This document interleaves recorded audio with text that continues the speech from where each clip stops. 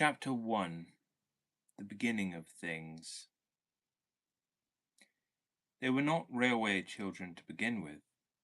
I don't suppose they had ever thought about railways except as a means of getting to masculine and cooks, pantomime, zoological gardens, and Madame Tussaud's.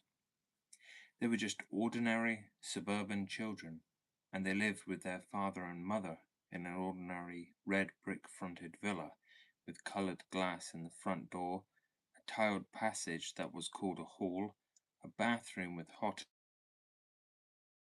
and cold water, electric bells, French windows, and a good deal of white paint and every modern convenience, as the house agents say. There were three of them. Roberta was the eldest. Of course, mothers never have favourites, but if their mother had had a favourite, it might have been Roberta.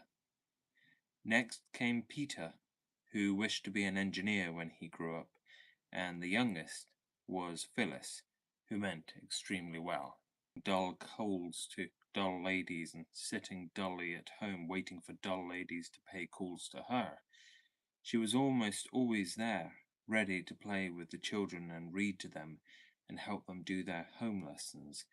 Besides this, she used to write stories for them while they were at school and read them aloud after tea, and she always made up funny pieces of poetry for their birthdays and for other great occasions, such as the christening of the new kittens or the refurnishing of the doll's house, all the time when they were getting over the mumps.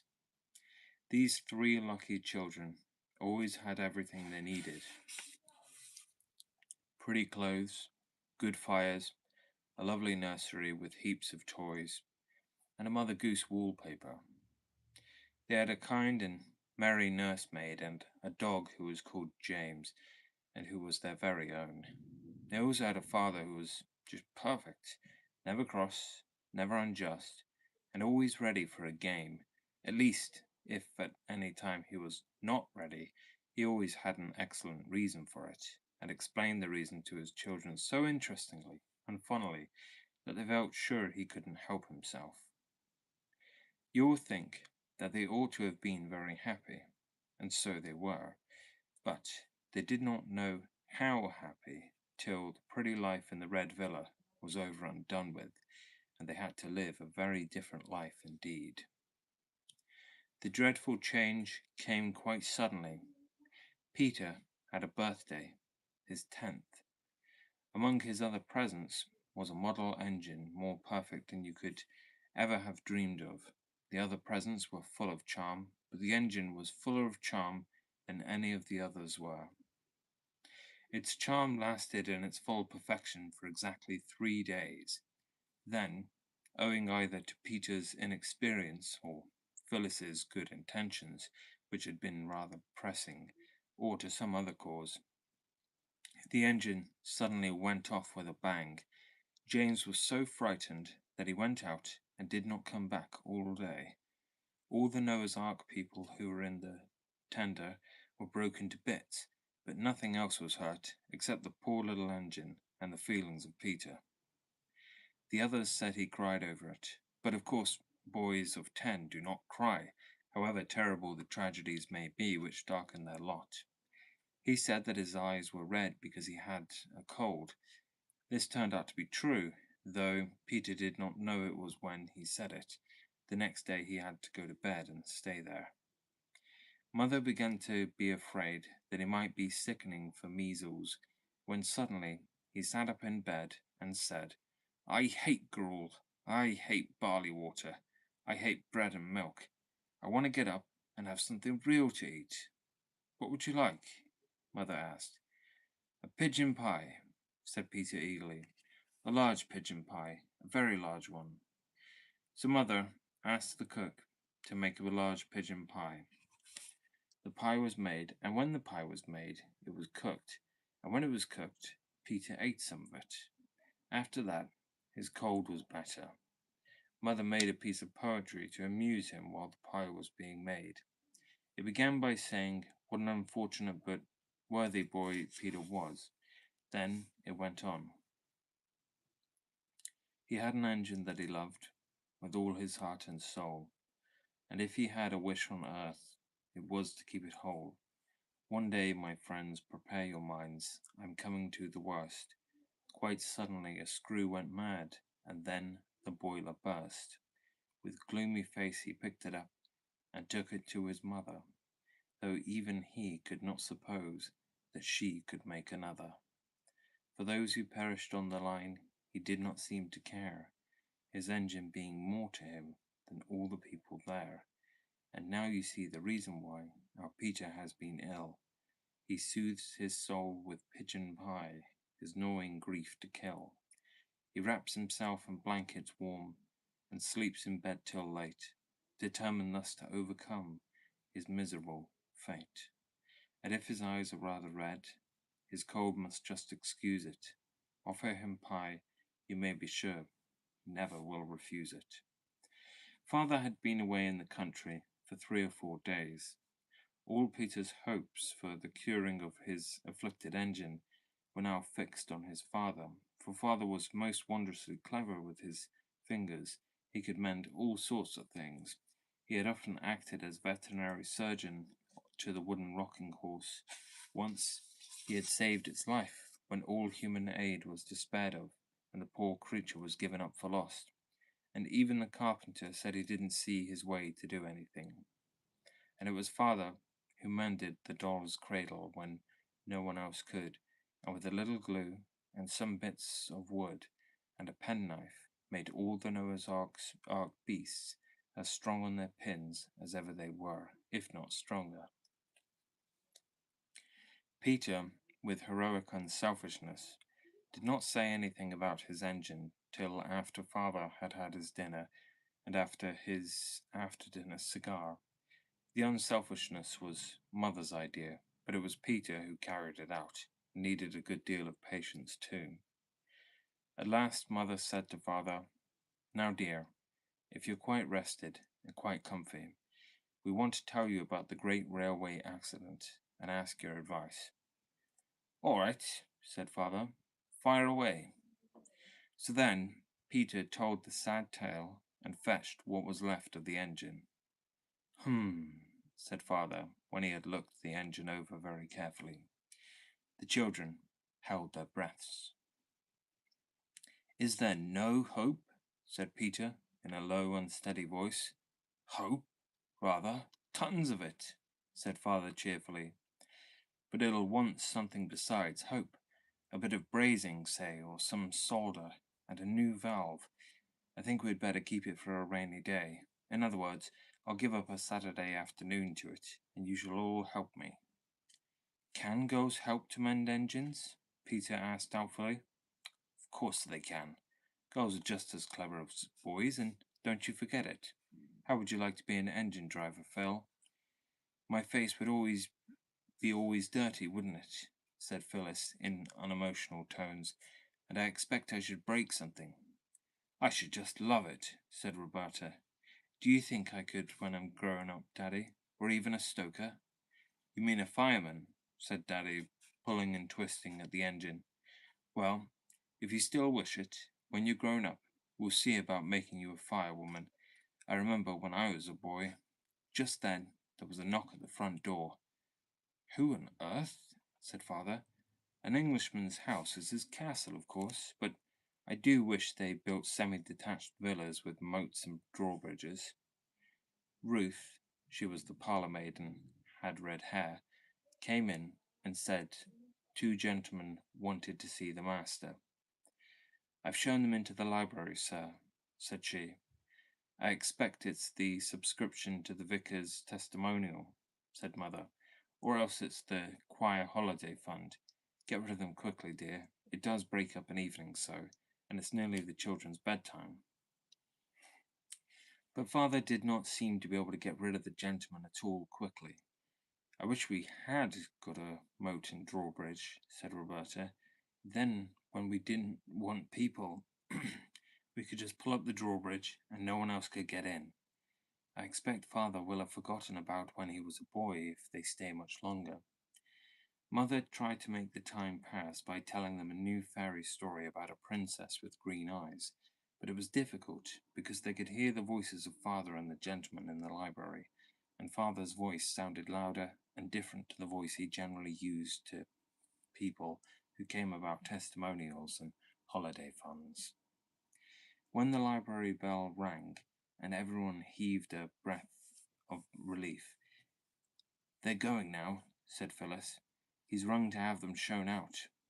But instead of showing anybody out, Ruth showed herself in, and she looked queer, the children thought. "Please'm," she said, "the master wants you to just step into the study. He looks like the dead, Mum. I think he's had bad news. You'd best prepare yourself for the worst. Perhaps it's a death in the family, or a bank busted, or—" "That'll do, Ruth," said Mother gently. "You can go."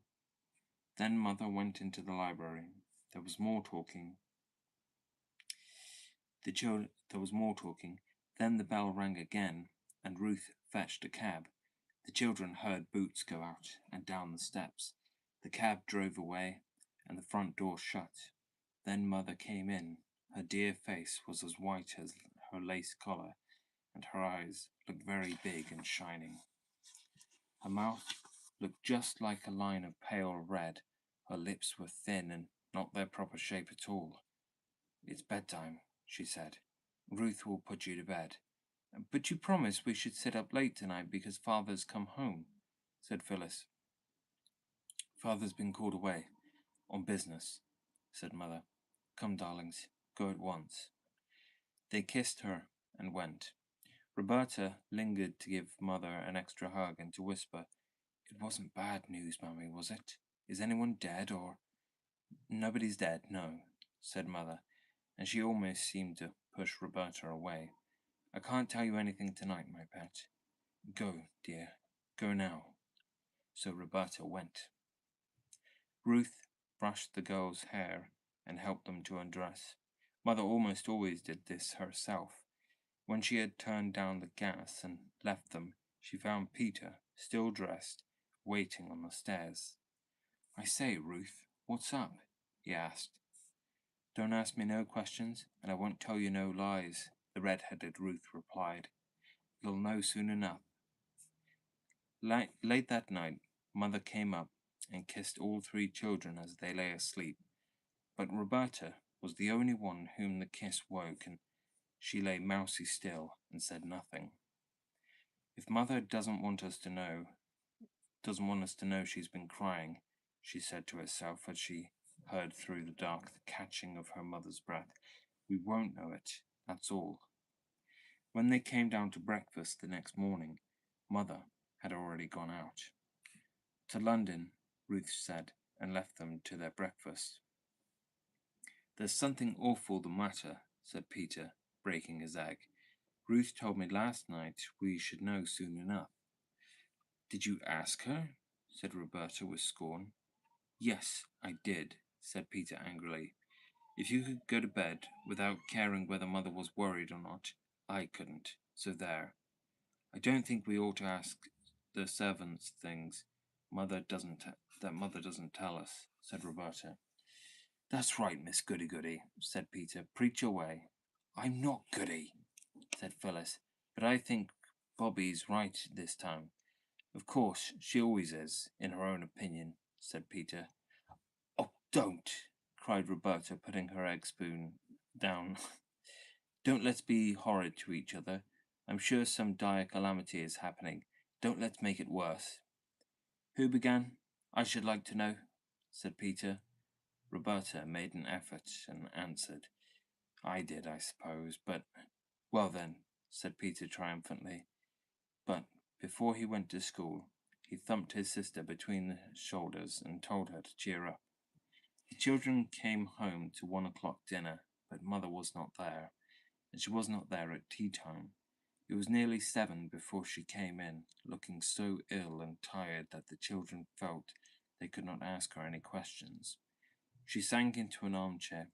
Phyllis took the long pins out of her hat, while Roberta took off her gloves, and Peter unfastened her walking shoes and fetched her soft, velvety slippers for her.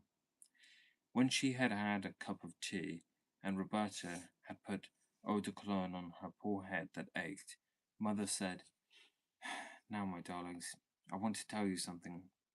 Those men last night did bring very bad news, and Father will be away for some time. I am very worried about it, and I want you all to help me, and not to make things harder for me." "As if we would," said Roberta, holding Mother's hand against her face. "You can help me very much," said Mother, "by being good and happy and not quarrelling while I'm away." Roberta and Peter exchanged guilty glances. "For I shall have to be away a good deal." "We won't quarrel, indeed we won't," said everybody, and meant it too. "Then," Mother went on, "I want you not to ask me any questions about this trouble, and not to ask anybody else any questions." Peter cringed and shuffled his boots on the carpet. "You'll promise this too, won't you?" said Mother. "I did ask Ruth," said Peter suddenly. "I'm very sorry, but I did." "And what did she say?" "She said I should know soon enough." "It isn't necessary for you to know anything about it," said Mother. "It's about business, and you never do understand business, do you?" "No," said Roberta. "Is it something to do with government? For Father was in a government office." "Yes," said Mother. "Now it's bedtime, my darlings, and don't you worry. It's all come right in the end." "Then don't you worry either, Mother," said Phyllis, "and we'll be as good as gold." Mother sighed and kissed them. "We'll begin being good the first thing tomorrow morning," said Peter as they went upstairs. "Why not now?" said Roberta. "There's nothing to be good about now, silly," said Peter.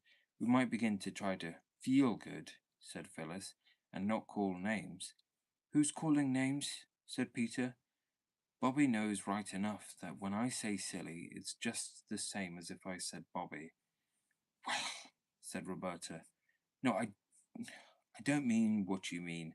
I mean it's just a, what is it Father calls it? A germ of endearment?" "Well, good night."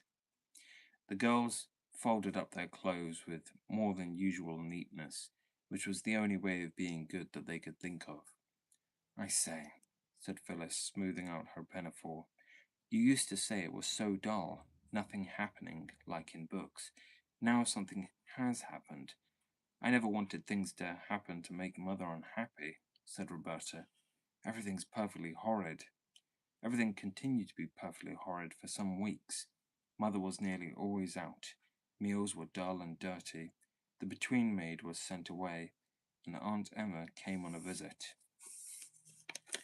Aunt Emma was much older than Mother. She was going abroad to be a governess.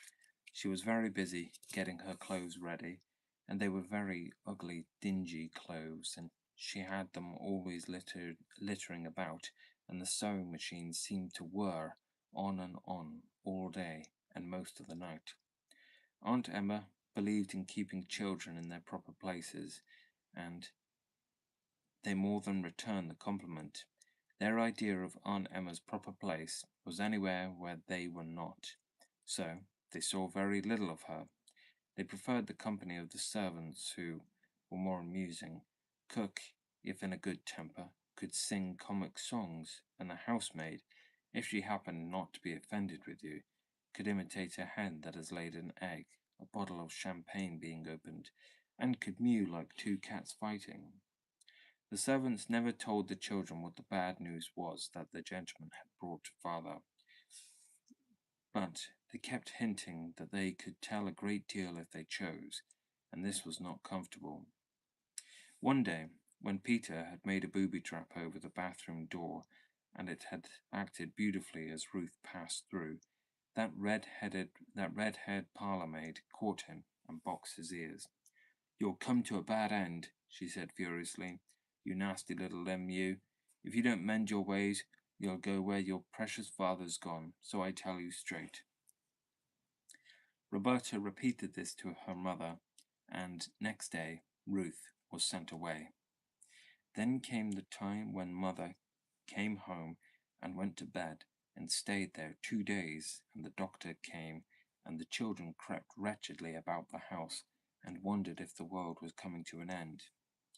Mother came down one morning to breakfast, very pale, with lines on her face that used to not be there, and she smiled as well as she could and said, "Now, my pets, everything is settled. We're going to leave this house and go and live in the country. Such a ducky, dear little white house. I know you'll love it." A whirling week of packing followed, not just packing clothes, like when you go to the seaside, but packing chairs and tables, covering their tops with sacking and their legs with straw. All sorts of things were packed that you don't pack when you go to the seaside: crockery, blankets, candlesticks, carpets, bedsteads, saucepans, and even fenders and fire irons. The house was like a furniture warehouse. I think the children enjoyed it very much. Mother was very busy, but not too busy now to talk to them and read to them, and even to make a bit of poetry for Phyllis to cheer her up when she fell down with a screwdriver and ran it into her hand. "Aren't you going to pack this, Mother?" Roberta asked, pointing to a beautiful cabinet inlaid with red turtle shell and brass. "We can't take everything," said Mother. But we seem to be taking all the ugly things," said Roberta. "We're taking the useful ones," said Mother. "We've got to play at being poor for a bit, my chickabiddy." When all the ugly useful things had been packed up and taken away in a van by men in green baize aprons, the two girls and Mother and Aunt Emma slept in the two spare rooms where the furniture was all pretty. All their beds had gone. A bed was made up for Peter on the drawing-room sofa. "I say, this is larks," he said, wriggling joyously as Mother tucked him up. "I do like moving. I wish we moved once a month." Mother laughed. "I don't," she said. "Good night, Peterkin." As she turned away, Roberta saw her face. She never forgot it. "Oh, Mother," she whispered all to herself as she got into bed. "How brave you are. How I love you. Fancy being brave enough to laugh when you're feeling like that." Next day, boxes were filled, and boxes and more boxes, and then late in the afternoon a cab came to take them to the station. Aunt Emma saw them off. They felt that they were seeing her off, and they were glad of it. But oh, those poor little foreign children that she's going to governess, whispered Phyllis. "I wouldn't be them for anything." At first, they enjoyed looking out of the window, but when it grew dusk, they grew sleepier and sleepier, and no one knew how long they had been in the train when they were roused by Mother shaking them gently and saying, "Wake up, dears, we're there." They woke up, cold and melancholy, and stood shivering on the draughty platform while the baggage was taken out of the train. Then the engine, puffing and blowing, set to work again and dragged the train away. The children watched the tail lights of the guard's van disappear into the darkness. This was the first train the children saw on that railway, which was in time to become so very dear to them. They did not guess then how they would grow to love the railway, and how soon it would become the centre of their new life, nor what wonders and changes it would bring to them. They only shivered and sneezed and hoped the walk to the new house would not be long. Peter's nose was colder than he ever remembered it to have been before. Roberta's hat was crooked, and the elastic seemed tighter than usual. Phyllis's shoelaces had come undone. "Come," said Mother, "we've got to walk. There aren't any cabs here." The walk was dark and muddy. The children stumbled a little on the rough road, and once Phyllis absently fell into a puddle and was picked up, damp and unhappy. There were no gas lamps on the road, and the road was uphill. The cart went at a foot's pace, and they followed the gritty crunch of its wheels. As their eyes got used to the darkness, they could see the mound of boxes swaying dimly in front of them. A long gate had to be opened for the cart to pass through, and after that the road seemed to go across fields, and now it went downhill. Presently, a great dark lumpish thing showed over to the right. "There's the house," said Mother. "I wonder why she shut the shutters." "Who's she?" asked Roberta. The woman I engaged to clean the place and put the furniture straight and get supper. There was a low wall and trees inside. "That's the garden," said Mother. "It's more like a dripping pan full of black cabbages," said Peter. The cart went on along by the garden wall and round to the back of the house, and here it clattered into a cobble-stoned yard and stopped at the back door. There was no light in any of the windows. Everyone hammered at the door, but no one came. The man who drove the cart said he expected Mrs. Viney had gone home. "You see, your train was that late," said he. "But she's got the key," said Mother. "What are we to do?" "Oh, she'll have left that under the doorstep," said the cartman. "Folks do hereabouts." He took the lantern off his cart and stooped. "Aye, here it is, right enough," he said. He unlocked the door and went in and set his lantern on the table. "Got her a candle?" said he. "I don't know where anything is." Mother spoke rather less cheerfully than usual. He struck a match. There was a candle on the table and he lighted it. By its thin little glimmer, the children saw a large bare kitchen with a stone floor. There were no curtains, no hearthrug. The kitchen table from home stood in the middle of the room. The chairs were in one corner, and the pots, pans, brooms, and crockery in another. There was no fire, and the black grate showed cold, dead ashes. As the cartman turned to go out after he had brought in the boxes, there was a rustling, scampering sound that seemed to come from inside the walls of the house. "Oh, what's that?" cried the girls. "It's only the rats," said the cartman, and he went away and shut the door, and the sudden draught of it blew out the candle. "Oh dear," said Phyllis. "I wish we hadn't come," and she knocked over a chair. "Only the rats," said Peter in the dark.